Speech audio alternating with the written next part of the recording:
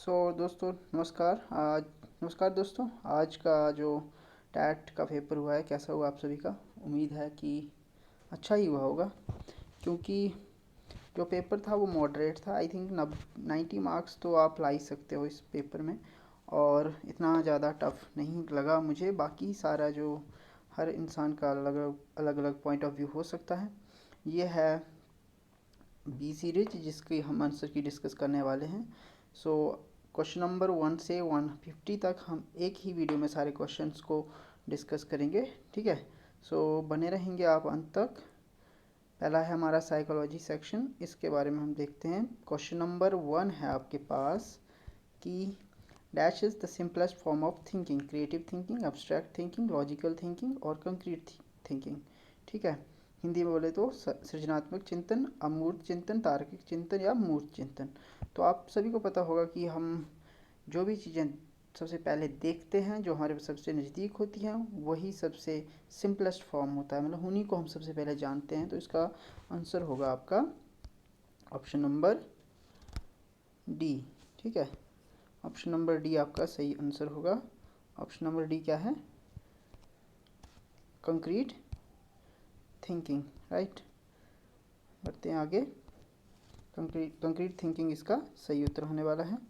अगला क्वेश्चन है थोड़ी यहाँ पे समस्या आ रही है, वेट करेंगे। पहला क्वेश्चन हो गया है, इसका उत्तर हमारे पास था कंक्रीट थिंकिंग। दूसरा क्वेश्चन है which of the following factor affecting learning is related to the process of learning, ठीक है। प्रोसेस ऑफ लर्निंग के साथ कौन सा जो फैक्टर है वो रिलेट करता है। तो इसका आंसर, मोस्ट प्रोबेबल आंसर रहेगा आपका option number D, linking new knowledge to the previous knowledge. ये इसका सही आंसर रहेगा, ठीक है। अगला क्वेश्चन है education psychology help a teacher to. Education psychology एक टीचर को क्या करने में हेल्पफुल होती है। जैसे हिंदी में देखें तो शिक्षा मनोविज्ञान अध्यापक की सहायता करते हैं किस में। तो ऑप्शन ए है आपके पास, know the behaviour of the learner, maintain proper discipline in the class, select the appropriate teaching method. तो जहाँ तक मुझे लगता है इसका आंसर रहना चाहिए आपका डी ऑप्शन, इसका सही उत्तर रहेगा, ठीक है। डी ऑप्शन इसका सही उत्तर रहेगा, all of the above, right. बढ़ते हैं आगे। उसके बाद है if the student try to solve a problem systematically and by following some planned steps he is using. वो क्या कर रहा है, क्या इस्तेमाल कर रहा है, ठीक है। Trial and error approach, problem solving approach, project method या all of the above, right. तो इसमें सबसे पहले जो रहता है इसको आप देखेंगे तो इसका सही उत्तर होगा डी नहीं सॉरी बी, इसका सही उत्तर रहने वाला है problem solving approach. Problem solving approach में हम क्या करते हैं, स्टेप बाय स्टेप एक सिस्टमेटिकली प्रॉब्लम को सॉल्व करते हैं। तो इसका आंसर होगा बी, इसका सही आंसर होगा। अगला क्वेश्चन है to enhance creativity among students teacher should not. Teacher को क्या नहीं करना चाहिए। तो provide student freedom to respond, yes. अगर फ्रीडम प्रोवाइड करेगा तो वो क्रिएटिविटी को इन्हांस ही करेगा, रोकेगा नहीं, ठीक है। इनकरेज ओरिजिनलिटी, तो ओरिजिनलिटी तो करनी चाहिए, ऑफकोर्स करनी चाहिए। यूज़ क्रिएटिव लर्निंग रिसोर्सेज, तो ये भी सही है। तो हमारा सही उत्तर होगा कि क्या नहीं करना चाहिए उसको, तो वो रहेगा ऑप्शन नंबर डी, उसको फेयर क्रिएट नहीं करना चाहिए, है ना। क्वेश्चन नंबर 6 है criticism is an example of. Criticism किसका एग्जाम्पल है। तो पहला ऑप्शन नंबर ए है extinct motivation, extrinsic motivation, intrinsic motivation, positive motivation और नेगेटिव मोटिवेशन। तो इसका सही उत्तर रहेगा negative motivation, option number D इसका सही उत्तर रहेगा, ठीक है। ऑप्शन नंबर डी इसका सही उत्तर रहेगा। अकॉर्डिंग टू प्याजे an individual passes through dash stages of cognitive development. तो आप सभी ने पढ़ा होगा 4 stages, very easy question. Option number इसका क्या रहेगा, ऑप्शन नंबर ये तो बी इसका सही उत्तर रहेगा, ठीक है। बी इसका सही उत्तर है। Option number B. अगला क्वेश्चन देखते हैं। अगला question, which of the following cause of education backwardness among children. क्या चिल्ड्रंस में क्या चीज़ है जो बैकवर्डनेस क्रिएट करती है? तो poverty, physical deformities, ineffective teaching. तो ये सारी चीज़ें बैकवर्डनेस क्रिएट कर सकती हैं। तो इसका सही उत्तर होगा option number D. Option D इसका सही उत्तर होने वाला है, राइट। तो इसका ऑप्शन डी सही उत्तर होगा, सारे के सारे सही हैं। ओके, अगला क्वेश्चन है, the interest of an individual are influenced by. किसके द्वारा किसी के इंटरेस्ट को है जो प्रभावित होते हैं? व्यक्ति की अभिरुचियाँ किसके द्वारा प्रभावित होती हैं? बुद्धि से, परिवार का वातावरण, साथी समूह या उपयुक्त सभी। Intelligent, family environment, pair group और ऑल ऑफ द अबव। तो इसका सही उत्तर रहेगा ऑल ऑफ द अबव, सही उत्तर रहेगा, ठीक है, ऑप्शन नंबर डी।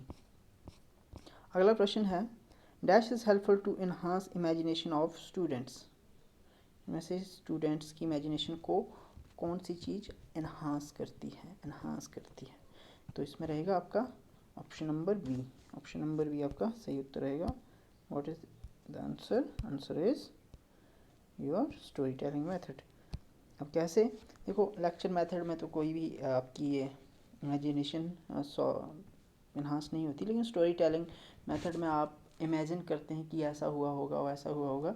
तो ये इसका उत्तर आपका बी ऑप्शन सही रहेगा, ठीक है। अगला ऑप्शन रहेगा आपका, the major goal of psychology is to describe the behaviour, to predict the behaviour, to control the behaviour. तो पहले दो हैं तो तीसरा भी रहेगा, है ना, कंट्रोल भी कर सकते हैं हम। तो सारे के सारे सही है, ऑप्शन नंबर डी इसका सही उत्तर रहेगा, है ना, ऑप्शन नंबर डी इसका सही उत्तर रहेगा। अगला, which law of learning emphasizes the need for repetition in learning। तो ऑप्शन इसका क्या रहेगा? अभ्यास का नियम, या इंग्लिश में बोले तो लॉ ऑफ एक्सरसाइज का सही उत्तर रहेगा। अभी तक जितने भी आप क्वेश्चन देख रहे हैं वो कैसे हैं? इजी लग रहे होंगे ना। तो ये क्वेश्चन पेपर क्या था? इजी था, उतना मुश्किल नहीं था, ठीक है। बाकी आपका जो आपने क्या पढ़ा है या आपकी तैयारी किस तरह की थी, उसके अकॉर्डिंग आपको टफ या मुश्किल लग सकता है। लेकिन मुझे लगता है कि आपका जो है वो पास तो होना चाहिए, क्योंकि इतना मुश्किल नहीं था। अंत में आप सभी बताएंगे कि किस प्रकार कितने मार्क्स बन रहे हैं और आपका एक्सपीरियंस क्या रहा, और आप कौन सी बार में दे रहे थे ये एग्ज़ाम, ठीक है, पहली बार था या दूसरी, ठीक है। अगला क्वेश्चन है, which of the following is an external factor influencing human growth and development. तो इसका ऑप्शन आप देख सकते हैं कि ऑप्शन नंबर बी इसका सही रहेगा। ऑप्शन नंबर बी क्या है? ऑप्शन नंबर बी है economic condition and social, economic and social condition. बाकी तो किससे रिलेटेड है? बाकी तो इंटरनल है, ठीक है, बाकी क्या है? इंटरनल है। कौन कौन से? जैसे एज एक्सटर्नल नहीं है, एज तो आपके एज तो बढ़ती रहेगी, है ना, और उसके साथ इमोशनल इंटरनल होते हैं, और इमोशंस इंटरनल होते हैं, इंटेलिजेंस भी इंटरनल होती है, ठीक है। तो मोस्ट प्रोबेबल आंसर रहेगा B option, social and economic condition of the family external factor है। क्वेश्चन नंबर 14 है, exceptional children are. Exceptional children कैसे होते हैं या क्या कौन होते हैं? विशिष्ट बालक होते हैं, कैसे होते हैं? गिफ्टेड चिल्ड्रन होते हैं, यस होते हैं। क्रिएटिव चिल्ड्रन होते हैं, यस होते हैं। Mentally retarded children. तो एक्सेप्शनल चिल्ड्रन मीन्स अलग तरीके, अलग, है ना, जो नॉर्मल से अलग है उसको विशिष्ट बोलेंगे। तो अगर आप इसको अगर ना मिलाना चाहें सी को, बट आपके बी तो सही रहेंगे, तो आपको फिर तीनों को लेना पड़ेगा, मीन्स कि ऑप्शन नंबर डी आपका सही आंसर रहेगा, ठीक है। सो ऑप्शन नंबर डी इसका सही उत्तर होने वाला है। बढ़ते हैं आगे, ठीक है। Stanford Binet test of intelligent इस टाइप ऑफ टेस्ट किस तरह का प्रकार का टेस्ट है? तो ये इंडिविजुअल टेस्ट है ना, आपको टिक दिख रहा होगा यहाँ पे, क्योंकि ये पहले मैंने जब मैं एग्ज़ाम में था उसी टाइम लगाए हुए हैं, ठीक है। तो ये इसका स्पीड टेस्ट नहीं, सॉरी, इंडिविजुअल जो है रहेगा, इसका सही आंसर रहेगा, तो ऑप्शन नंबर ए इसका सही है, ठीक है। अगला क्वेश्चन है 16th question, in the dash the condition are controlled. किस में जो कंडीशंस हैं वो कंट्रोल रहती हैं? क्वेश्चनर मेथड में नहीं, आप क्वेश्चनर मेथड में कंडीशन को कंट्रोल नहीं कर सकते हैं। इंट्रोस्पेक्शन मेथड, क्लिनिकल मेथड, तो मोस्ट प्रोबेबल आंसर इसका रहेगा, क्या रहेगा option number A, that is experimental method में आप कंडीशंस को कंट्रोल करते हैं। इसके बाद क्वेश्चन नंबर 17 है, which of the following is kind of applied psychology? General psychology तो जनरल ही होएगी ना, जनरल मतलब आप साइकोलॉजी कर रहे हैं तो एक थ्योरी भी हो सकती है उसमें, तो वो अप्लाइड नहीं भी हो सकती है। सोशल साइकोलॉजी, सोसाइटी के बारे में पढ़ रहे हैं, लेकिन educational psychology is kind of applied psychology. तो ऑप्शन नंबर क्या रहेगा? ऑप्शन सी इसका सही उत्तर होने वाला है। ठीक है, बढ़ते हैं आगे। अगला क्वेश्चन है, which among the following who belong to the school of behaviourism? तो जेबी वॉटसन आप सभी को पता होगा, very easy question, that not that tough question, that is JB Watson is father belongs to behaviourism. जब आप thinkers के बारे में पढ़ते हैं तो आप बिहेवियरिज्म के जो थिंकर होते हैं उनको एक साथ पढ़ते हैं, तो जेबी वॉटसन भी उनमें से एक है। ठीक है, अकॉर्डिंग टू पियाजे during which stage there is a lack of language? तो सेंसरी मोटर स्टेज होती है जहाँ पे लैंग्वेज रहती है वो लैकिंग होती है, ऑप्शन नंबर ए। ठीक है, ऑप्शन ए जो है वो आपका सही आंसर रहेगा। अगला क्वेश्चन है, विच in which kind of reasoning the principle are formulated on the basis of specific example? पहले हम एग्जाम्पल देते हैं, इंड्यूस करते हैं, उसके बाद उसको उसमें से कुछ निकालते हैं। तो एग्जाम्पल पहले देने वाले इंड्यूस कर रहे हैं कुछ, तो option number A, that is inductive thinking और रीजनिंग बोल सकते हैं इसको। Who propounded the group factor theory of intelligence? Group factor theory of intelligence किसने की थी propose? So it was proposed by option C, Thurston. ठीक है, अगला question, if the IQ of an individual ranges between 70 to 90 he is termed as, तो ये होगा डर। ठीक है, 90 से ज़्यादा क्या रहता है? एवरेज 90 और 100, तो इसका 90 अगर है किसी का तो वो क्या रहेगा? उसमें रहेगा 90 है, 90 से अबव होगा तो वो रहेगा एवरेज, और 75 है तो इसको आप डल की कैटेगरी में रख सकते हैं। ठीक है, तो ऑप्शन नंबर कौन सा रहेगा? डी, डल इसका सही आंसर होगा। अगला क्वेश्चन, द गिफ्टेड चिल्ड्रन क्या कर सकते हैं? Perform difficult mental task, learn slowly, have less vocabulary, all of the. तो इसका आंसर रहेगा ए, ऑप्शन ए। देखो वेरी इजी क्वेश्चन, इन क्वेश्चन पे आपका 30 में से मुझे लगता है 25 क्वेश्चन तो सही होने चाहिए, है ना, इतना मुश्किल नहीं है। तो ऑप्शन नंबर ए इसका सही होने वाला है। अगला question, who states learning is an process of progressive behaviour adoption? किसने कहा था? तो इसमें एक आप इसका सही आंसर रहेगा स्किनर ने ये चीज़ मान सकते हैं ना, इसका ऐसे दूसरे भी हो सकता है, लेकिन मोस्ट प्रोबेबल स्किनर रहेगा, डी। अगला question, who says education psychology describes and explain the learning experience of an individual from birth through old age? तो ये कही थी क्रो एंड क्रो ने इसको बोला था, आपको याद होना चाहिए, फर्स्ट ईयर में हम पढ़ते, फर्स्ट सेमेस्टर में ये चीज़ें होती हैं आई थिंक, लेकिन इतना याद नहीं रहता है, फिर भी मतलब इन्होंने कहा था, अगर गलत हो गया कोई बात नहीं, अगर आपके 20 24 25 बनते हैं तो अच्छा स्कोर रहता है, तो भी इवन 20 भी बनते हैं तो अगर बाकी में आपका अच्छा है तो टैट में क्वालिफाई ही तो करना रहता है। ठीक है, अगला question, who propounded theory of classical conditioning of learning? ये भी आप सभी को पता होगा, पैवलोव ने क्लासिकल कंडीशन की थ्योरी प्रपोज की थी। ठीक है, वो बेल स्टिमुलस है ना, वो है ना क्लास, तो ये पैवलोव ने ये क्लासिकल कंडीशन की थ्योरी प्रपोज की थी। If the learning in one situation hinders the learning in other situation is called?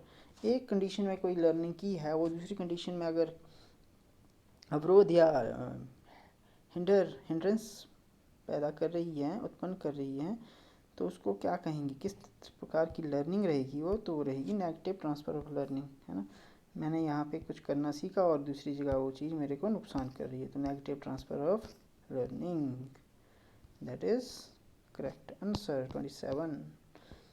28 का क्या रहेगा? Which of the following stage is known as stage of stress and strain? ये तो सभी को पता होगा, इसका आंसर रहेगा ऑप्शन नंबर सी, एडोलसेंस, है ना। स्ट्रेस एंड स्ट्रेन की एज होती है ये। अकॉर्डिंग टू पियाजे, in which stage a children begin to acquire vocabulary? Vocabulary कौन सी स्टेज में एक्वायर करना शुरू कर देता है एक बच्चा, पता है आपको? बताता हूँ। इस स्टेज में तो नहीं होगा, है ना, इस स्टेज में नहीं होगा, और यहाँ से सीखना शुरू कर देता है प्री ऑपरेशनल स्टेज से, ठीक है। देखो, अगर किसी को इस क्वेश्चन का पता नहीं होता कि कितने टाइम में पियाजे ने अपनी स्टेज को बताया हुआ, तो कोई क्वेश्चन यहाँ से देख के 4 स्टेज काउंट करके, जो उधर पूछे थे कि कौन सी स्टेज, कितनी स्टेजेस में बताया है, तो 4 स्टेजेस यहाँ से देख करके वहाँ का आंसर दे सकता था। देखो, एग्ज़ाम में ही क्वेश्चन रहता है, और आपको पता होना चाहिए कि HP टेट में तो पियाजे से बड़े सारे क्वेश्चन पूछे जाते हैं, है ना, तो आपको इसके ऊपर पढ़ना चाहिए। ये ईजी था क्वेश्चन था ये भी। अगला question 30th question, psychology part का जो लास्ट क्वेश्चन है। Dash used to assess one's special bent from for an activity? इसमें से कौन सी चीज़ है, कौन सा जो विकल्प है जिसके द्वारा हम किसी के भी special bent of activity, special जो उसका बेंट होगा, किसी रुचि होगी किसी एक्टिविटी के प्रति, उसको जान सकते हैं, ठीक है। तो उसका सही उत्तर होगा एप्टीट्यूड, है। हर किसी का एप्टीट्यूड अलग अलग होता है, तो उसको क्या कहते हैं? ऑप्शन नंबर सी, ठीक है। ऑप्शन नंबर सी इसका सही आंसर रहेगा। अब आगे हम सामान्य ज्ञान के प्रश्न के ऊपर। तो मोस्ट ऑफ द क्वेश्चंस जो रहते हैं वो कुछ रिपीटेड होते हैं, लेकिन कुछ बहुत ही बेसिक जीके होता है, जो कि आपको आना चाहिए अगर आप टेट में बैठ रहे हो तो, है ना। इतना मुश्किल जीके नहीं पूछा जाता है। पहला क्वेश्चन था, which district has the highest literacy rate in Himachal Pradesh? तो सभी को पता होगा हमीरपुर में सबसे ज़्यादा लिटरेसी रेट रहता है। उसके बाद Himachal Pradesh become which state of India? तो 18th स्टेट बना था हिमाचल प्रदेश इंडिया का। उसके बाद which of the following mountain passes connect the link between connects the link between Kullu valley with the Lahaul Spiti valley of Himachal Pradesh? तो ये इसका सही आंसर रहेगा option number D, Rohtang pass. Rohtang pass का सही उत्तर रहेगा। अगला question, which river of Himachal Pradesh has the highest power generation capacity? तो इसका आंसर होगा ए, सतलुज रिवर, है ना, ठीक है। इसका उत्तर क्या रहेगा? Sutlej river. Which of the following which is the highest hill of the Himachal Pradesh? यहाँ पे कुछ का कन्फ्यूजन है कि शिला होगा या रियो परजल, तो इसका सही उत्तर रहेगा रियो पुरजल, क्योंकि शिला जो है वो नहीं होगा। क्यों नहीं होगा? क्योंकि अभी देखो HPAS जो Himachal Pradesh public service commission है, उनके जो एग्ज़ाम हुए हैं, उन्होंने भी इसमें रियो पुरजल को हाईएस्ट चोटी बताया, हाईएस्ट जो शिखर है या चोटी है या हिल है वो बताया है, तो इसका आंसर डी रहेगा, रियो पुरजल। अगला question, Who was the first judge of Himachal Pradesh high court? Honourable chief justice Hamidullah Beg. तो MH बेग, ठीक है। ऑप्शन नंबर ए इसका सही आंसर रहने वाला है, क्या? HM बेग। अगला question, question number 37, when did Himachal Pradesh become union territory?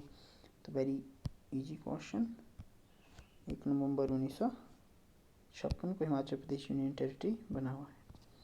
38th question है, हु बिल्ड सुजानपुर टीरा? सुजानपुर टीरा किसने बनाया था भाई, बताओ? ये बनाया था अभय चंद ने। अभय चंद ने ये सुजानपुर टीरा बनाया था। अभी ज़्यादा मैं एक्सप्लेन नहीं कर रहा हूँ, क्योंकि 150 क्वेश्चन है और इस टाइम में कोई ज़्यादा एक्सप्लेनेशन सुनना पसंद भी नहीं करता है, ठीक है। One was Bilaspur district of Himachal Pradesh form? तो 1 जुलाई 1954 को ये बना हुआ है।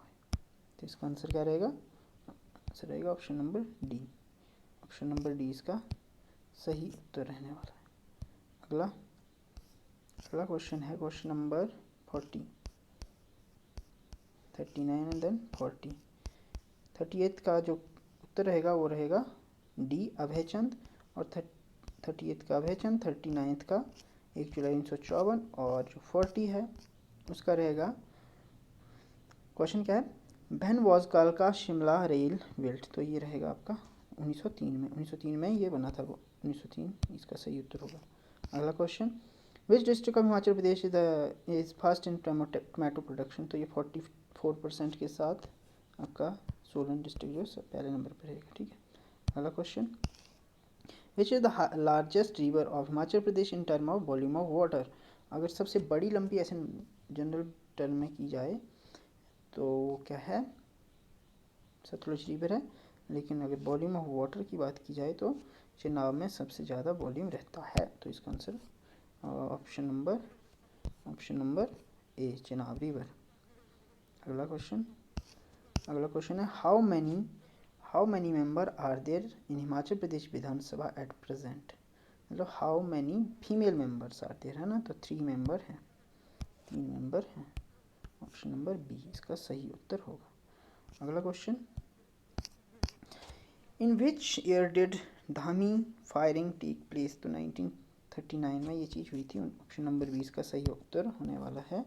अगला question, which is the author of who is the author of history of Himachal of Punjab hill state, तो इसका ऑप्शन होगा ऑप्शन नंबर डी, हचिसन इसका सही उत्तर होने वाला है, ठीक है, जे हचिसन, स्पेलिंग गलत लिखा हो देखो है ना, तो इसका ऑप्शन डी और सही उत्तर होगा। अगला प्रश्न, which organization issue human development report, तो यूएनडीपी के द्वारा ये रिपोर्ट जो है वो जारी की जाती है, यूएनडीपी इसका सही उत्तर होगा।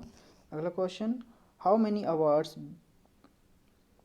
Many people awarded with the Bharat Ratna award 2024, तो इसमें इसका सही उत्तर होगा 5, है ना, क्योंकि ये वीडियो तो मैंने पहले ही बनाया था, उसमें मैंने पूरा भारत रत्न के बारे में पढ़ाया था, वो 1 साल पहले की वीडियो है, तो उसमें मैंने बताया था कि किन लोगों को ये भारत रत्न मिला था।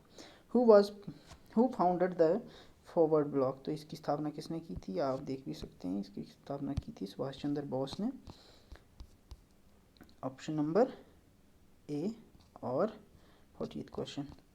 और अगला क्वेश्चन है 49, what is the name of the capital of Ukraine, देखो ओडेसा जो है वो ओडेसा नहीं है, क्योंकि ये सिटी है उसकी, दोनेत्स्क और दोनबास रीजन भी उधर ही है, लीव तो कुछ है नहीं, उसका सही उत्तर रहेगा कीव इसकी कैपिटल है। तो आसान सा क्वेश्चन इसमें इसलिए पूछा है क्योंकि वहाँ पे वॉर चला हुआ था, तो वहाँ के बारे में आपको थोड़ा सा कैपिटल एटलीस्ट पता होनी चाहिए, कैपिटल करेंसी है ना, तो इसीलिए पूछा होगा। इसके साथ आपको अगला क्वेश्चन 50th क्वेश्चन है, नीति आयोग की स्थापना, है ना, when was NITI Aayog establish, तो 1 जनवरी 2015 को स्थापना हुई थी। अगला question, when is national voter day celebrated, तो 25 जनवरी को नेशनल वोटर डे मनाया जाता है। अगला question, who is the chairperson of central board of direct taxes, ये करंट अफेयर का था पिछले साल का शायद आई थिंक, तो Ravi Agrawal central board of direct taxes के चेयरमैन बने हैं। नंदा देवी स्टेट एक क्वेश्चन, ये इसका आंसर रहेगा उत्तराखंड, ठीक है। अगला क्वेश्चन है, who is the father of Indian archaeology, तो Alexander Cunningham, option number D इसका सही उत्तर होगा। अगला question, which is the largest peninsula in the world का सबसे largest peninsula Arabian peninsula, option number A सही उत्तर है। Who won the man single title at Wimbledon championship in 2024, तो विंबलडन होते हैं जो ग्रैंड स्लैम होते हैं उसमें जो टेनिस उसमें, तो इसमें कार्लोस अल्कराज ने फाइनल जीता था विंबलडन में 2024 का जो हुआ था। इसके बाद whose variety is Sonalika and Kalyan Sona से आपको रह के हिरण्य, इसको हेम भी बोलते हैं, ठीक है, गेहूँ को हेम बोलते हैं, उसको मतलब सोने से रिलेट किया जाता है, तो आप उसको सोनालिका, आप गैस भी लगा सकते थे कि इसका वीट होगा, मतलब गेहूँ होगा। In which year Indian Institute of Advance Study started, किस वर्ष शुरू हुआ था, ये हुआ था 1965 में इसकी शुरुआत हुई थी। अगला क्वेश्चन है, in which state was the Kuka movement organise against the British rule, तो ये हुआ था ऑप्शन नंबर ए पंजाब में। अगला question, which country host the Olympic games in 2024? तो ये इसने किया था फ्रांस ने। भारत में कितने मेडल जीते थे? 6 मेडल। और भारत का रैंक क्या था उसमें? 72 आई थिंक। ठीक है, ये थे हमारे थोड़ा हिमाचल जी के और उसके साथ साथ थोड़ा जनरल जी के था। अगली सेक्शन रहेगी आपके पास इंग्लिश। इंग्लिश सेक्शन में पहला क्वेश्चन है, इसका आंसर रहेगा आपका 61st क्वेश्चन है। मतलब इसमें आपने एरर फाइंड आउट करना है। The driver tried his best to avoid the accident by bringing the car to a suddenly stop. Suddenly stop नहीं होता है, तो ये सडनली की जगह सडन होना चाहिए था, ये गलत है, मतलब डी इसका सही आंसर रहेगा। अगला क्वेश्चन है, the technician reminded them to have a thoroughly cleaning of. Thoroughly, ये देखो यहाँ पे भी गलत है, ये थोरोली नहीं होना चाहिए, है ना, तो ये भी सी इसका सही आंसर रहेगा, थोरो होना चाहिए था। ठीक है, अगला क्वेश्चन है, I advise my son to engage two coolies instead of one because the luggage was too much is there is a too much it is too much exaggeration। तो यहाँ पे गलत है, टू और मच दोनों इकट्ठे हुए तो मच हैवी, टू हैवी ऐसा हो सकता था। तो यहाँ पे भी सी ऑप्शन आपका इसका सही रहेगा, है ना, सी ऑप्शन इसका सही रहेगा, है ना। अगला क्वेश्चन है, The angry man walked hurriedly into the crowded room and shouted loud at the guest। तो यहाँ पे shouted loudly, सी ऑप्शन रहेगा। अगला क्वेश्चन 65 to 69 है। आपको क्या करना है, अप्रोप्रिएट अल्टरनेटिव ढूंढकर उसको जो अंडरलाइन है उसका अल्टरनेटिव ढूंढना है और उसको बताना है कौन सा सही रहेगा सबसे ज़्यादा। तो इसका रहेगा option number A, got up. देखो, every morning I get up 4 o'clock। ठीक है, इसने अपनी हैबिट बताई है। ठीक है, but today I get up मतलब आज वो लेट उठी है या उठा है, तो वो अपनी पास्ट की बात कर रहा है, तो गॉट अप होगा इसका आंसर ए, है ना। अगला 66, most children are liking ice cream. मतलब यहाँ पे एक जनरल बात कही है कि ज़्यादातर बच्चे आइसक्रीम लाइक करते हैं, तो इसका होगा ऑप्शन नंबर सी, लाइक, है ना। मोस्ट चिल्ड्रन लाइक आइसक्रीम, तो ये हैबिट को बताया है, तो यहाँ पे सी सही होगा। The colour soften as the sun bent down. Colour जो होता है जब जो होता है वो सॉफ्ट हो जाता है जब सन जो है वो डूबने लगता है ना, सनसेट होने लगता है, तो इसका सही ऑप्शन रहेगा ऑप्शन नंबर बी, मेल्यूट। ठीक है, अगला क्वेश्चन, अगला है 67 के बाद 68, he took disadvantage of the situation and cheated many people. तो डिसएडवांटेज नहीं होता है, मतलब ये गलत लिखा है, यहाँ पे होना चाहिए उसने एडवांटेज लिया, he took advantage of the situation, तो ऑप्शन नंबर बी इसका सही उत्तर रहेगा, 68 का बी। अगला प्रश्न, he was release from the hospital yesterday. Release क्या होता है, वो जेल में थोड़ी ना था, ये सही उत्तर होगा डिस्चार्ज, ऑप्शन नंबर ए। अगला, और मैं बता दूं आप सभी को, ये एक one of the most appropriate, और मुझे लगता है क्या है, ये सारे क्वेश्चन असली जो मेन आंसर की होगी उसमें भी सेम ही रहेंगे, तो आप इसके ऊपर विश्वास करें, है ना, और बताएं कि आपका स्कोर भी कितना बना है इस क्वेश्चन, और आपका एग्जामिनेशन में एक्सपीरियंस कैसा था, कितने मार्क्स बन रहे हैं आपके। ठीक है, और आपको कैसा लगा क्वेश्चन पेपर टोटल मिला के। ठीक है, कौन सा पोर्शन जो है आपको टफ लगता है उसके बारे में बताएं, ताकि हम उसके ऊपर कुछ वीडियोस लाएं कि आपको थोड़ी कन्वीनियंस हो। ठीक है, अगले क्वेश्चन की तरफ बढ़ते हैं। अगला क्वेश्चन है, give appropriate one word substitution for the following. मतलब 70 to 74 है जिसमें हमें वन वर्ड सब्सटीट्यूशन करना है। तो poem in short stanzas narrating A popular story, तो इसका आंसर होगा ऑप्शन नंबर बी, बैलेट। अगला 71st, one who talk continuously, तो लॉन्क्विशियस, ए इसका सही ऑप्शन रहेगा। ठीक है, 71 का। अगला क्वेश्चन, ए ड्रामेटिक परफॉर्मेंस को एक वर्ड में आप सब्स्टिट्यूट करेंगे तो होगा मैस्क होगा उसका आंसर। ठीक है, अगला question, a place adjoining kitchen for washing dishes. ठीक है, और ये जो आप देख रहे हैं ये मैंने एग्जामिनेशन हॉल में ही लगाया हुआ है, देखो। ठीक है, मैंने यहाँ पे बाहर कुछ नहीं किया है, जो सही किया वो सही है। आपका जो मेरा टैट हो है, मेरे काफ़ी अच्छा आ जाते हैं नंबर, मतलब मुझे समस्या नहीं होती है, तो मैं तो आंसर की बता रहा हूँ सिर्फ आपको, और मोस्ट अप्रोप्रिएट आंसर की है ये। ऑप्शन नंबर डी होगा इसका, स्कलरी। ठीक है, मतलब मुझे आसान लगता है, आपका अपना अपना नज़रिया हो सकता है। ठीक है, anything which destroy the effect of poison, तो एंटीडोट इसका बी ऑप्शन सही होगा। अगला, इसमें 75 to 78 है जो कंप्रीहेंशन है, उसको देख करके उसमें समझ करके आपने आंसर करना था।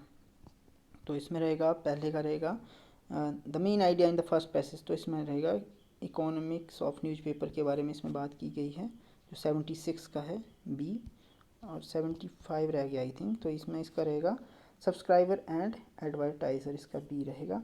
The growth of news paper depend on, है ना, तो वहाँ पे दोनों की बात की गई है। इसके बाद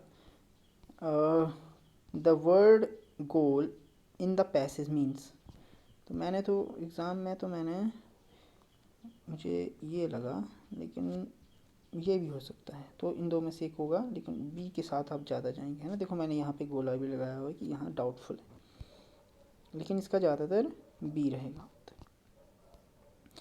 78 second paragraph of the passage is, इसका डी होना चाहिए। ठीक है, क्योंकि यहाँ पे management, effective management of newspaper की बात की है, तो डी होना चाहिए। इकोनॉमिक्स ऑफ प्रिंटिंग तो नहीं, कुछ लोग इसके ये बता रहे थे, मुझे नहीं लगता कि ये होगा, बाकी आंसर की पे देख लेंगे।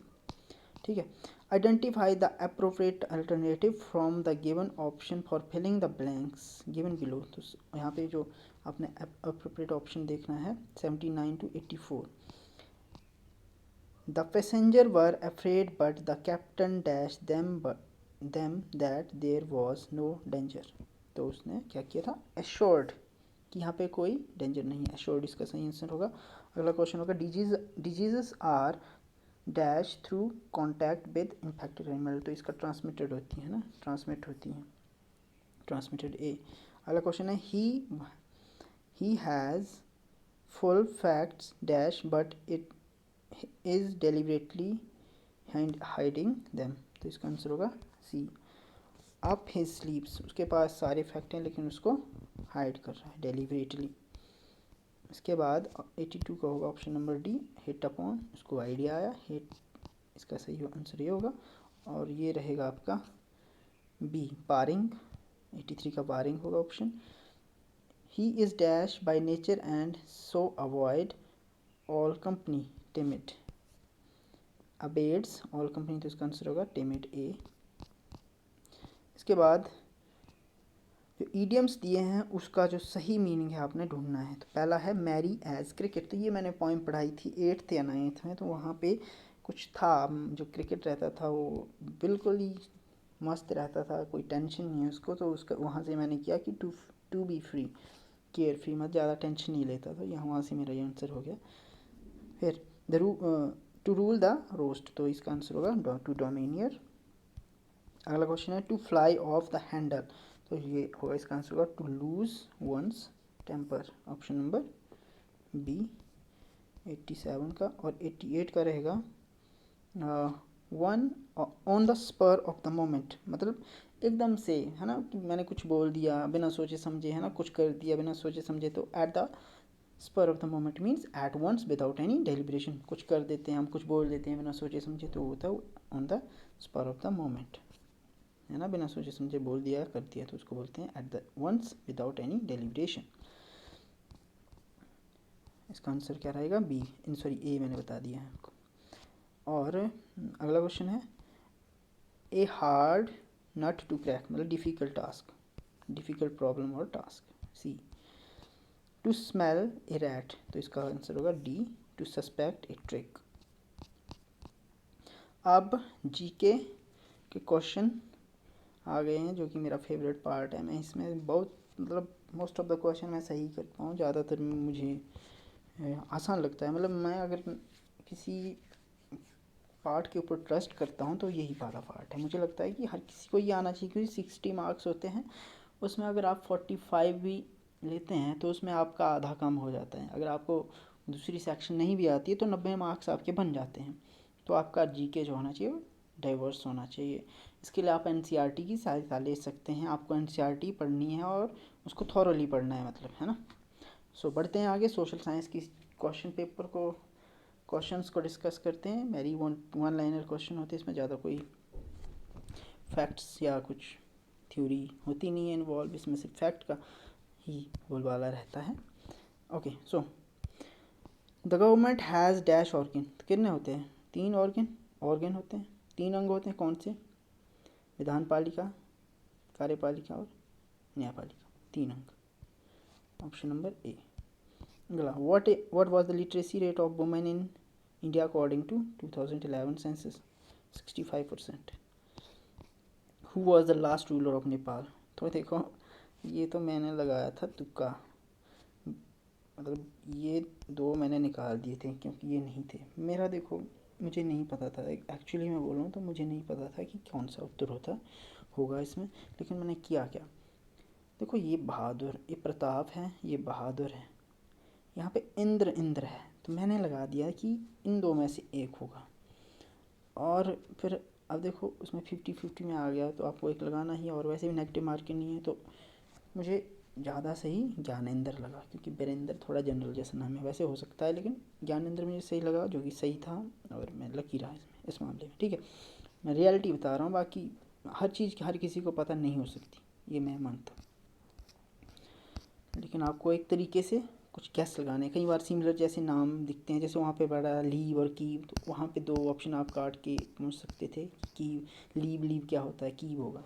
ऐसे इतना आसान नहीं होता है, लेकिन आप कर सकते हैं, ऐसा आइडिया लगा के 50-50 पहुँच सकते हैं, वहाँ से आपके सही होने की संभावनाएँ बढ़ जाती हैं। ठीक है, which country has 2 party system? किस कंट्री में 2 पार्टी सिस्टम है? तो ब्रिटेन में, इन सभी में 2 पार्टी सिस्टम, मतलब ब्रिटेन सही ऑप्शन होगा।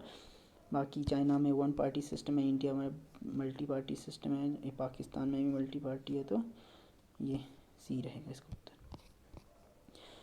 इन the world maximum country have dash government? किस तरह का गवर्नमेंट है? तो option number B, democratic government. Democracy has the rule of dash people, rule of people, है ना, rule of people. Very easy question, आपको आना चाहिए। अगला क्वेश्चन है 97th। Which calamity Himachal Pradesh faced last year? मतलब 2023 में कौन सी कैलेमिटी आई थी? तो हैवी रेनफॉल हुआ था, बाढ़ आ गई थी, आपको पता होगा, फ्लड, है ना। तो what are the shape of building for anti earthquake? Earthquake से बचने के लिए कौन प्रकार के जो घर होने चाहिए? तो ये होने चाहिए स्क्वायर शेप, इसका सही उत्तर स्क्वायर शेप। अगला क्वेश्चन है what is the minimum age of voting in India? तो इसका आंसर होगा 18। Who said I am the state and my word are law? तो ये था लुई 14th, लुई 14वां। आपने 9th क्लास में पढ़ा होगा, पहला ही चैप्टर था फ्रेंच रेवोल्यूशन, उसमें था। देखो यहाँ पे क्वेश्चन क्या है, फॉर्मर। फॉर्मर क्या होता है? फार्मर होता है, फॉर्मर क्या होता है? देखो ये मिस्टेक है। फिर मैंने इस साइड देखा कि किसानों को क्या कहा जाता है, तो उनको बोलता है कुलक, मेरे कुलक।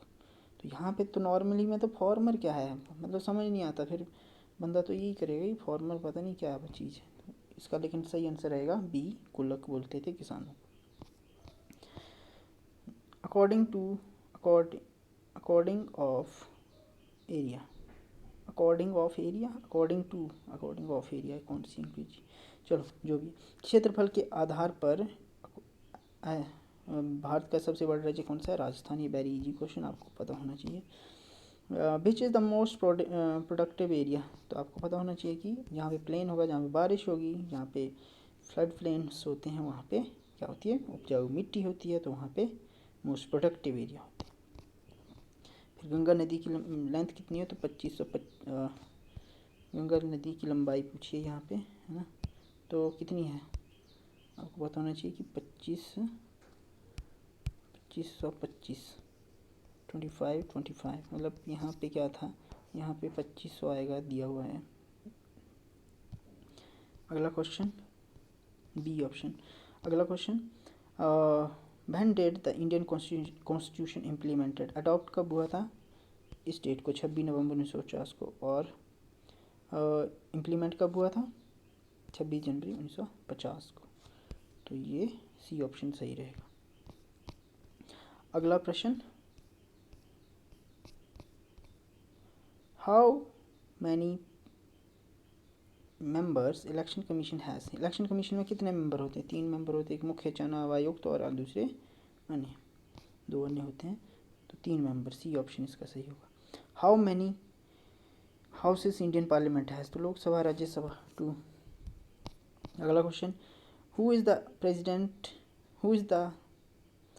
Present vice president of India, देखो यहाँ पे Jagdish Dhankhar I don't think Jagdeep Dhankhar होगा, तो ये जगदीश है, तो जगदीश नहीं है, तो इसमें कोई भी नहीं है, D. How many fundamental right are in Indian constitution, तो इंडियन कॉन्स्टिट्यूशन में 6 फंडामेंटल राइट है, पहले 7 थे, ठीक है, लेकिन अभी 6, तो ऑप्शन नंबर 20 का सही उत्तर रहेगा। अगला प्रश्न इसका बी है। अगला प्रश्न, what is the name of ancient civilisation, ancient Indian civilisation, सबसे जो एंशियंट सिविलाइजेशन रही है इंडिया की, वो हड़प्पन सिविलाइजेशन रही है। Who was the last ruler of Nanda dynasty, Nand dynasty का लास्ट रूलर था धनानंद, जिसको हराया था चंद्रगुप्त मौर्य और चाणक्य ने, ठीक है, बी ऑप्शन इसका सही था। बिंबिसार किस राज्य का शासक था, तो मगध का शासक था, हर एक डायनेस्टी से संबंधित था। Who was called the Napoleon of India, किसको कहा जाता था, ऑप्शन बी समुद्रगुप्त। अगला, how many varna are there in varna system, तो 4 ए, ठीक है। अगला question, what was the ancient name of Gujarat, तो गुजरात के दक्षिणी भाग को लाट प्रदेश बोलते थे, उसको गुजरात को भी टोटल मिला के लाट प्रदेश बोलते थे, option number D, sorry number क्या बोल रहा हूँ मैं।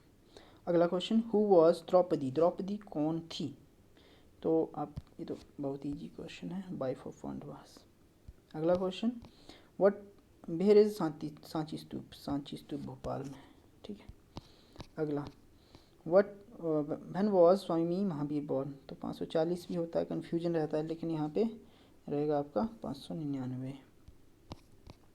Who came with Mahmud Ghaznavi के साथ कौन आया था, बताओ, अलबर्नी। अगला प्रश्न, जो सबसे साइंटिफिक नेम है मॉडर्न मैन का, वो क्या है, होमो सेपियंस, ए। अगला question, what is the name of historian who use the word Hindustan first, तो यहाँ पे मिनहाज ए सिराज। अगला question, where were manuscript kept, अभिलेखगारों में, आर्काइव्स में रखे जाते थे, B option. What was the reign period of Prithviraj Chauhan, है ना, 1175 में राजगद्दी पे बैठा था, और 1192 91 त्राइन की दूसरी लड़ाई थी, 92 में वहाँ पे हार गए थे, तो यहाँ पे इसका सही ऑप्शन बी रहेगा। अगला प्रश्न, कि कौन सा राजा है जो 13 साल की उम्र में शासक बना था, तो अकबर। अगला प्रश्न, which was the capital of Shahjahan, तो आगरा, पहले कैपिटल आगरा थी। उसके बाद, who built the temple of Raja Rajeshwar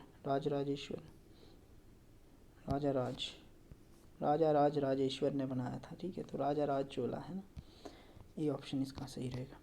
अगला question, writer of national anthem, very easy question, आपको आना चाहिए, इंडिया से हो, रविंद्रनाथ टैगोर, इसका सही उत्तर होगा। अगला, ओखली एंड मूसल किस काम में आते हैं, ये तो जनरल क्वेश्चन था, ये आप सभी को आना चाहिए, टू ग्राइंड करने के लिए, है ना, ओखली किस में, ओखली में ऐसे कुछ भी जौ वगैरह रखते हैं उसमें, है ना, ग्राइंड करते हैं, ऐसा पता होगा आपको, तो ऑप्शन ए इसका सही होगा, 128। Who was the court poet of Harshavardhana? Harshavardhana का कोर्ट पोइट कौन था? बाणभट्ट, है ना। बाणभट्ट था। रवि कीर्ति पुलकेशिन द्वितीय का था, ठीक है। पुलकेशिन एक राजा था, तो ये नहीं होगा, तो ये भी नहीं होगा, मतलब बी ऑप्शन बाणभट्ट इसका सही उत्तर है।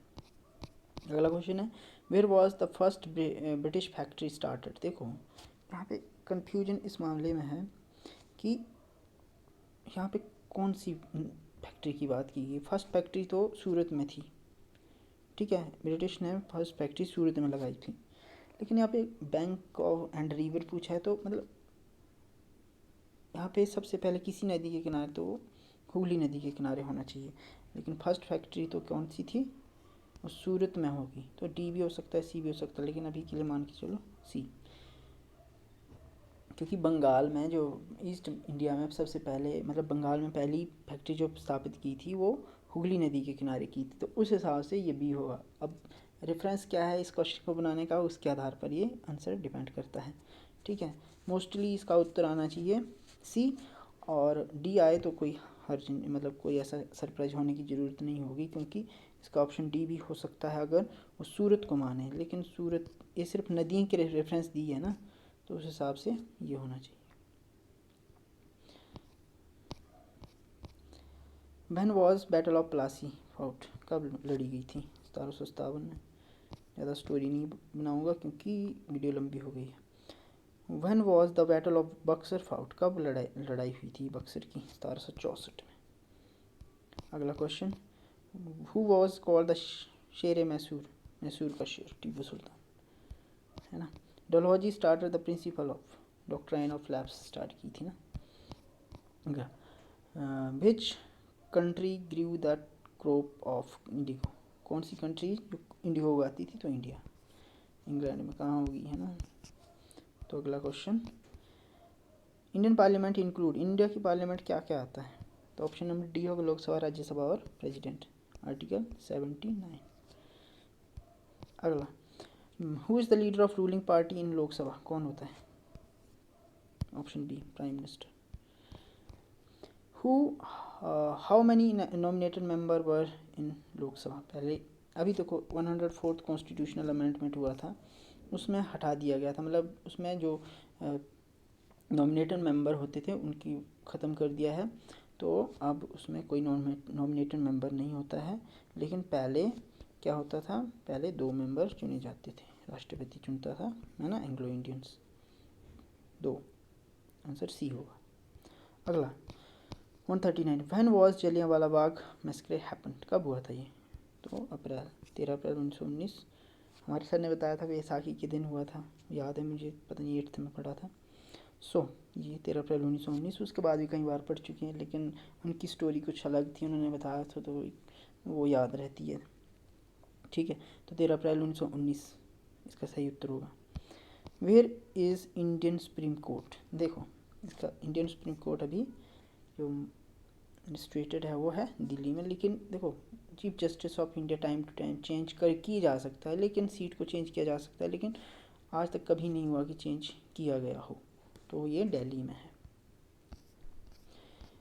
What is the minimum age below which is illegal to employ a child for labour at home और फैक्ट्री? 14 ईयर्स।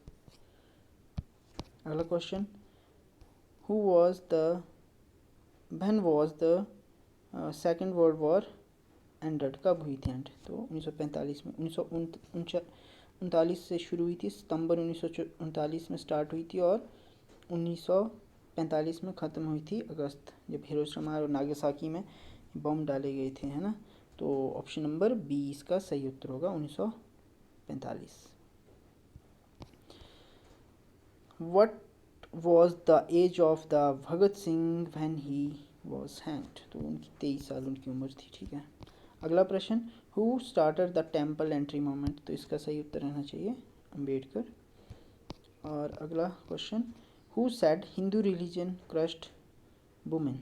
तो पंडित रमाबाई इसका सही उत्तर होगा। The sword of Tipu Sultan was made of which steel? तो इसका आंसर होगा wooden steel, option number B. और how many colours were there in the French revolution flag? तो इसका होगा 3 कलर, ऑप्शन नंबर सी। उत्तर। अगला question, when dead Simon commission reached India? 1927 में गठन हुआ था, 1928 में पहुंच गया था, आपको पता होगा। 7 member commission, no Indian involve. Okay, so option B इसका सही उत्तर होगा।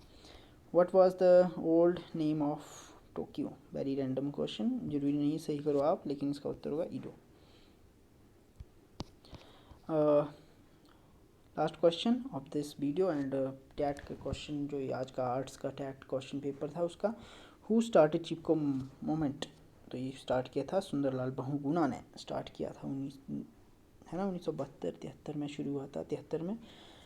तो चिपको मूवमेंट उत्तराखंड में हुआ था, है ना। तो इसका आंसर ए है।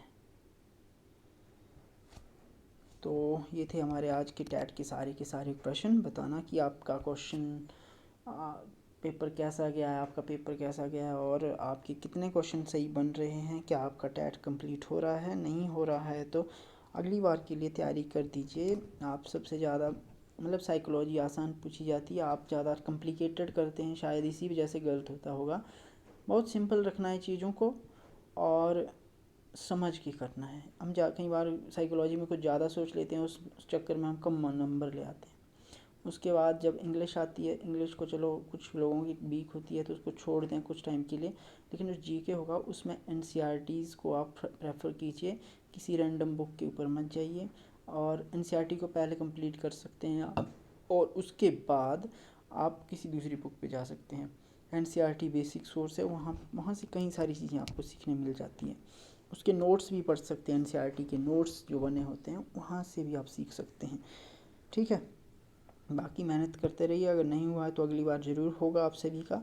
और लेकिन जैसा क्वेश्चन था 90 मार्क्स आने चाहिए, है ना, या 90 80 82 जो भी होते हैं। ठीक है, सो आज की वीडियो में इतना ही, मिलते हैं अगली वीडियो में कभी। Thank you, thanks for watching and हम अभी टीजीटी कमीशन का भी बैच शायद स्टार्ट करें। सो बने रहें हमारी वीडियोज़ के साथ, सब्सक्राइब कर लें अगर आपको वीडियोज़ अच्छी लगे। वैसे मैं आज तक ज़्यादा वीडियो बनाई नहीं है, लेकिन ठीक है, आगे बनाते रहेंगे। ठीक है, तो टीजीटी कमीशन हो या कोई भी कॉम्पिटिटिव एग्ज़ाम हो, उससे रिलेटेड वीडियोस, सो बने रहें वीडियो के चैनल के साथ और सब्सक्राइब करें। Thank you, bye bye.